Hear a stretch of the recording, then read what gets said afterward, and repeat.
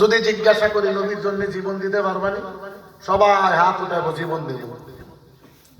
তো জীবন দেওয়ার প্রয়োজন নাই, নিজের দাড়িটা রেখে দেন, তাহলেই তো চলে। জীবন দেওয়ার প্রয়োজন নাই, 5 ওয়াক্ত নামাজ পড়েন, তাহলেই তো চলে। কিন্তু আমরা মিথ্যা প্রতিশ্রুতি দিয়ে বলে আমরা তো হুজুরের ধোঁকা দিয়ে দিছি। হুজুর কইছে নবীরে ভালোবাসেননি, হাত উঠাইয়া বলছে ভালোবাসি। মাহফিলের যাওয়ার আগে দেখবেন বিড়ি সিগারেট ধরাইয়া যেমন ইট বাটার ধোঁয়া ছাড়তে ছাড়তে বাড়িতে যায়। কথা ঠিক কিনা বলেন? আছে কি নাই? তো কি নবীর জন্য জীবন দিলেন,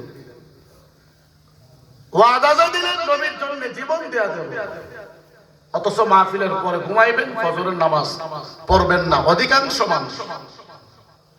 তো কি লাভ? ওয়াজ শোনা ফরজ, কথা বলেন। ওয়াজ শোনা ফরজ, ওয়াজিব, কথা কয় না।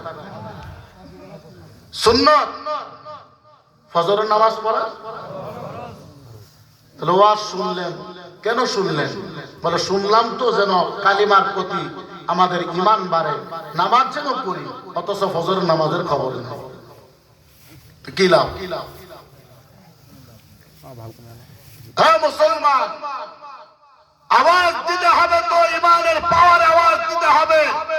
মিথ্যা প্রতিশ্রুতি দিয়ে আল্লাহকে ধোঁকা দেবা, এই চেষ্টা যদি কেউ করো, তোমরা বোকার রাজ্যে বাস করো।